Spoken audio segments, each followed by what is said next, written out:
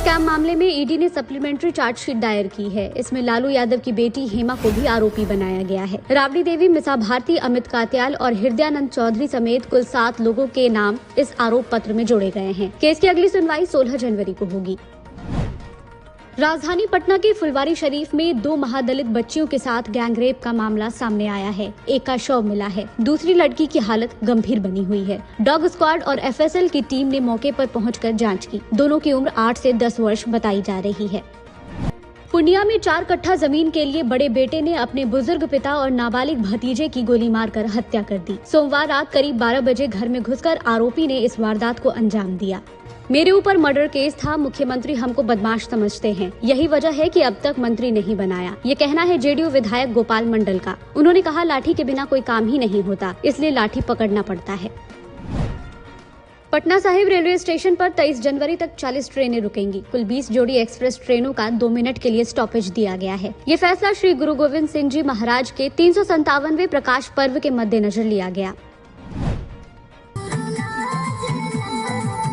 मोतिहारी में हर्ष फायरिंग के दौरान एक युवक की मौत हो गई। मृतक की पहचान गुड्डू कुमार के रूप में की गई है। बताया जा रहा है कि राइफल में फंसी गोली निकालने के दौरान चल गई। कंधे में फायर लगने से युवक ने मौके पर ही दम तोड़ दिया। बेगूसराय में एक विवाहिता ने अपने मुस्लिम प्रेमी के साथ मिलकर पति की हत्या कर दी। मृतक महेश्वर राय अनपढ़ था, जबकि पत्नी रानी कुमारी ग्रेजुएट है। उसके सोशल मीडिया पर 10,000 से अधिक फॉलोअर्स हैं। रानी को पुलिस ने गिरफ्तार कर लिया है। मौसम विभाग ने बिहार के 33 जिलों में घने कोहरे का अलर्ट जारी किया है। आने वाले 2 से 3 दिन में ठंड बढ़ने की संभावना है। 12 जनवरी से पूरे दक्षिण बिहार में कोल्ड डे जैसे हालात बन सकते हैं। प्रवर्तन निदेशालय ने रेलवे में नौकरी के बदले जमीन घोटाला मामले में दिल्ली की एक अदालत में एक और आरोप पत्र दायर किया है। इसमें राजद अध्यक्ष और तत्कालीन रेल मंत्री लालू प्रसाद, पूर्व मुख्यमंत्री राबड़ी देवी और उनकी बेटी मीसा भारती तथा हेमा यादव को आरोपी बनाया गया है।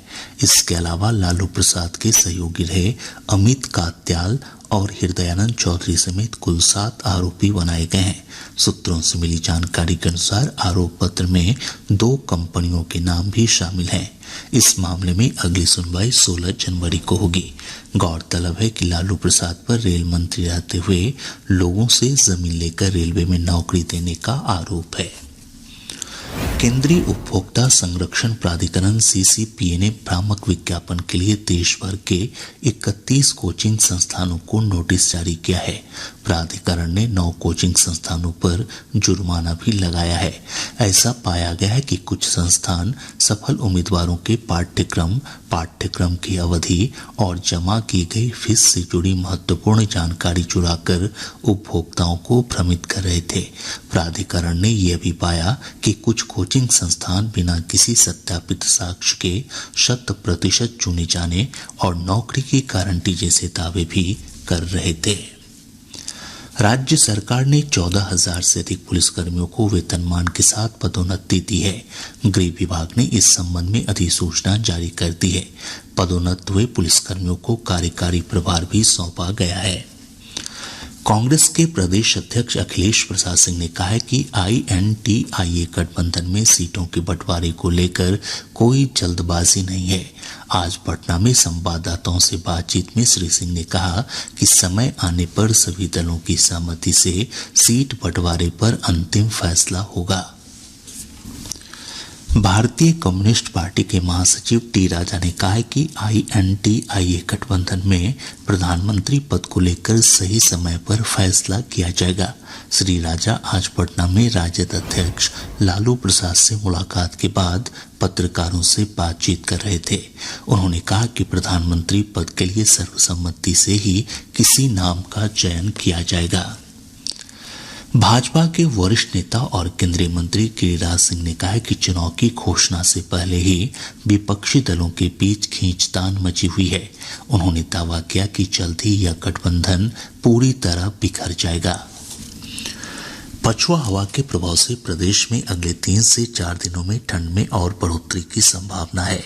मौसम विज्ञान केंद्र पटना के वैज्ञानिक कुमार गौरव ने बताया कि इस दौरान तापमान में 2 से 4 डिग्री सेल्सियस तक की गिरावट आ सकती है। वहीं अधिकांश जगहों पर कुहासा छाए रहने का भी पूर्वानुमान है। आज के मौसम विश्लेषण के अनुसार राज्य में पछुआ एवं उत्तर पछुआ हवा का प्रवाह जारी है।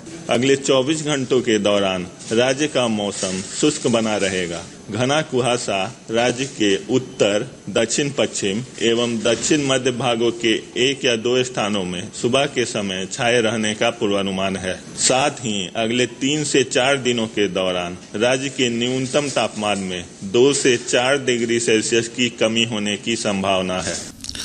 इधर पिछले 24 घंटों के दौरान राज्य का औसत अधिकतम तापमान 21.8 और औसत न्यूनतम तापमान 11.2 डिग्री सेल्सियस रिकॉर्ड किया गया। आज 8 डिग्री सेल्सियस न्यूनतम तापमान के साथ सबौर राज्य का सबसे ठंडा स्थान रहा। मध्य प्रदेश के इंदौर में खेले जा रहे CK Nayudu under 23 cricket tournament में मध्य प्रदेश ने बिहार को 1 पारी और 189 रनों के विशाल अंतर से पराजित कर दिया है। बिहार की टीम पहली पारी में 90 रन पर ऑल आउट हो गई। जवाब में मध्य प्रदेश की टीम पहली पारी में 8 विकेट पर 392 रन बनाकर बिहार से पहली पारी में 302 रन की बढ़त ली। मैच के तीसरे दिन बिहार की टीम दूसरी पारी में 113 रन बनाकर ही ऑल आउट हो गई। बिहार का अगला मैच दिल्ली के अरुण जेटली स्टेडियम में 14 जनवरी से होगा। बेतिया की पॉक्सो अदालत ने नाबालिग से दुष्कर्म करने के प्रयास के दोषी रहमतुल्लाह को 5 साल कारावास और 1 लाख रुपए अर्थदंड की सजा सुनाई है। सहरसा जिले के महिषी थाना क्षेत्र अंतर्गत संस्कृति विद्यालय के पास आपसी विवाद में 2 गुटों के बीच हुई हिंसक झड़प में एक व्यक्ति की मौत हो गई। वहीं बेगूसराय जिले के सामो थाना क्षेत्र अंतर्गत जगनई सैदपुर गांव में एक व्यक्ति ने अपनी चाची की गोली मारकर हत्या कर दी। पूर्वी चंपारण जिले के ढाका थाना क्षेत्र अंतर्गत विक्रमपुर गांव में अतिक्रमण हटाने पहुंची टीम पर स्थानीय लोगों ने हमला कर दिया। इस हमले में कई पदाधिकारी और पुलिसकर्मी घायल हो गए। अररिया जिले के नरपतगंज थाना क्षेत्र में पिछले दिनों हुई लूटकांड के एक आरोपी को पुलिस ने गिरफ्तार कर लिया है। वहीं खगड़िया जिले के परबत्ता थाना क्षेत्र से पुलिस ने कुख्यात अपराधी सोनू यादव को उसके घर से गिरफ्तार किया। महान समाजवादी नेता और पूर्व मुख्यमंत्री रामसुंदर दास की आज 103वीं जयंती पटना में समारोह पूर्वक मनाई गई। इस अवसर पर रामसुंदर दास विचार मंच के अध्यक्ष किशोर कुमार सिंह के नेतृत्व में पौधारोपण भी किया गया। ईडी ने रेलवे में नौकरी के बदले जमीन घोटाले में दिल्ली के राउज एवेन्यू कोर्ट में एक नई चार्जशीट दाखिल की है। चार्जशीट में राबड़ी देवी, मीसा यादव, हेमा यादव समेत रेलवे कर्मचारी हृदयानंद चौधरी और कारोबारी अमित कात्याल का नाम शामिल है। आरोप है कि 2004 से 2009 के बीच लालू प्रसाद यादव रेल मंत्री थे। तब लोगों को नौकरी देने के लिए उनसे उनकी जमीन लिखवाई गई थी।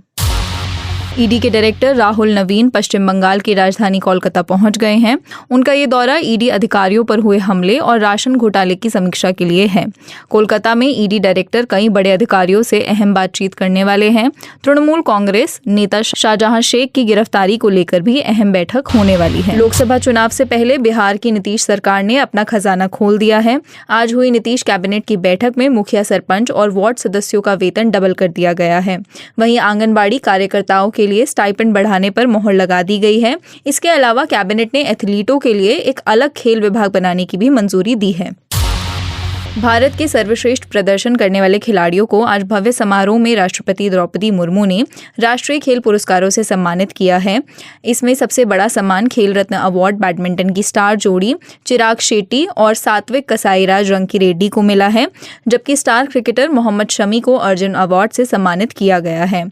इस बार मोहम्मद शमी समेत 26 एथलीट्स को अर्जुन अवार्ड से सम्मानित किया गया है।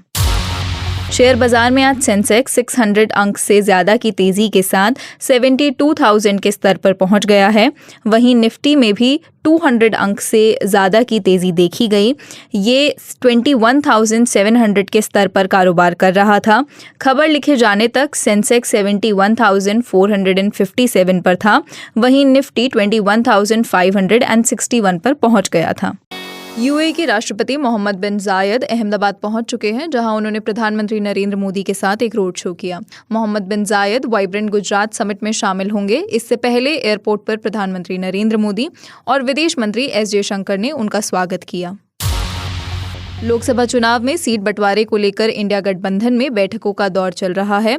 आज कांग्रेस नेता मुकुल वासनिक के घर पर यूपी की सीटों को लेकर समाजवादी पार्टी के साथ बैठक हुई।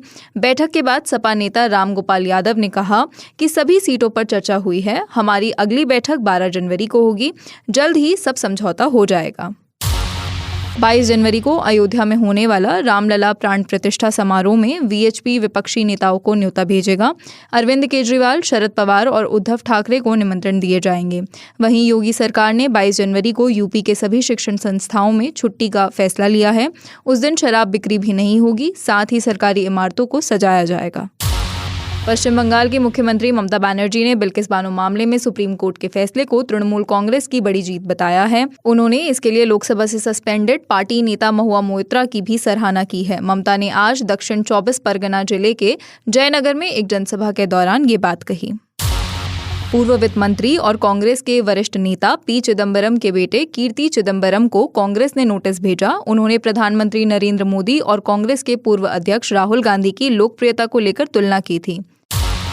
तमिलनाडु कांग्रेस डिसिप्लिनरी कमेटी के अध्यक्ष के.आर. रामासामी ने कीर्ति चिदम्बरम को कारण बताओ का नोटिस भेजा है। केंद्रीय मंत्री स्मृति ईरानी ने जेदा में हुई तीसरी हज एंड उम्रा कॉन्फ्रेंस में हिस्सा लिया। सोशल मीडिया प्लेटफॉर्म एक्स पर उन्होंने बताया कि वो सऊदी अरब के हज और उम्रा मंत्रालय के इनविटेशन पर पहुंची है, जहां उनकी मुलाकात हज और उम्रा मंत्री तौफीक अल रबिया और मक्का क्षेत्र के डिप्टी गवर्नर प्रिंस सऊद से हुई है।